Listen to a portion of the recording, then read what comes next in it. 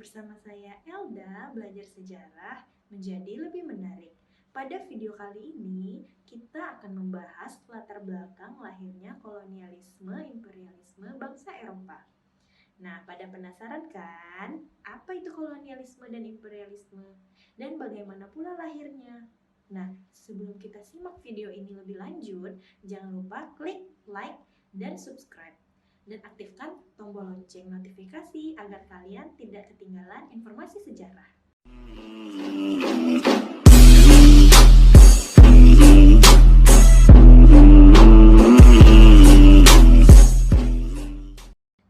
Kolonialisme berasal dari kata kolonus yang berarti petani. Nah, istilah ini diberikan kepada para petani Yunani yang pindah dari negeri asalnya yang tandus ke daerah lain yang lebih subur. Para petani ini menjalin hubungan dengan negeri asalnya, tapi oleh negeri asalnya ia dianggap sebagai bagian dari negara induk dan harus tunduk pada negara asal. Nah, sedangkan imperialisme berasal dari kata imperare yang berarti menguasai. Imperialisme ini adalah sistem penjajahan langsung dari suatu negara terhadap negara lain. Singkat kata, kolonialisme lebih menitik beratkan kepada pembentukan atau penguasaan wilayah. Sedangkan imperialisme lebih menitik beratkan kepada praktek penjajahannya. Awalnya, lalu lintas perdagangan dunia itu disibukkan dengan memperdagangkan komoditas seperti sutra, emas, batu giok, teh, dan rempah-rempah. Nah, ini terjadi jauh sebelum bangsa Eropa mempelopori penjelajahan samudra. Yang kemudian setelah itu barulah lahir era kolonialisme dan imperialisme. Nah, inilah yang disebut dengan perdagangan melalui jalan atau jalur sutra. Dikatakan jalan atau jalur sutra itu dikarenakan awalnya komoditas yang diperdagangkan adalah sutra dari daerah Tiongkok.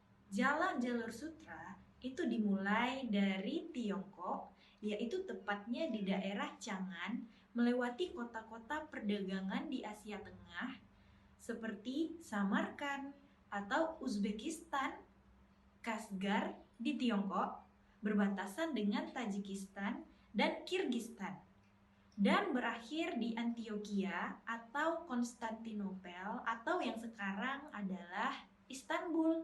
Dalam perkembangannya, orang-orang yang berinteraksi atau beraktivitas di jalur sutra menggunakan jalur alternatif, yaitu jalur laut. Karena saat itu ilmu falak atau astronomi sudah mulai maju.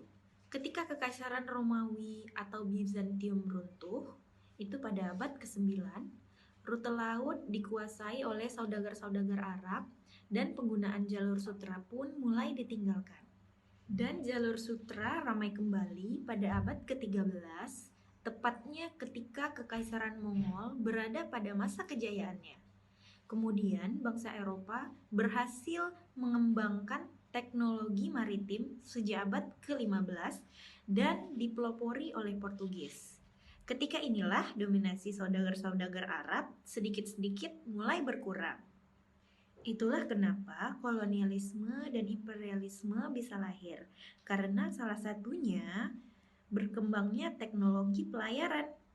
Selain itu juga karena Konstantinopel dikuasai oleh Turki Utsmani, yaitu penguasanya pada saat itu adalah Sultan Mehmed II. Ia adalah penguasa Ottoman yang melaksanakan politik untuk mempersulit pedagang-pedagang Eropa yang beraktivitas di daerah kekuasaannya. Ini sangat berpengaruh pada perekonomian bangsa Eropa. Maka dari itu, bangsa Eropa mencari rute-rute baru untuk mendapatkan rempah-rempah yang dipelopori oleh Portugis tadi. Selain itu, merkantilisme juga salah satu latar belakang lahirnya kolonialisme dan imperialisme.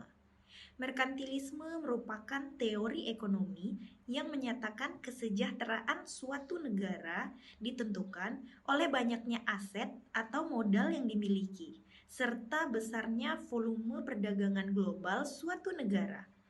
Tujuannya adalah mendapatkan logam mulia, mengutamakan perdagangan luar negeri atau ekspor, dan negara adalah yang menjadi pengendali perekonomiannya.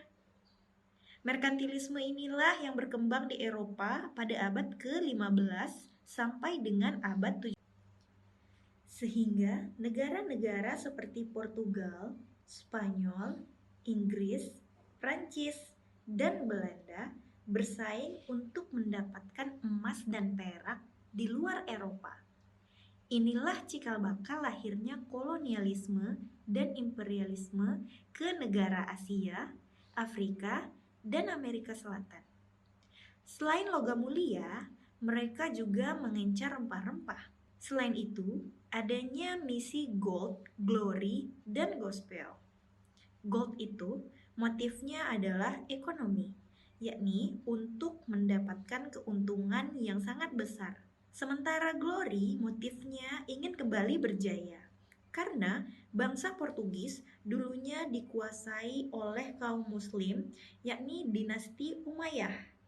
Dan mereka juga memiliki semangat reconquista, yakni semangat pembalasan terhadap kekuasaan Islam dimanapun yang dijumpainya.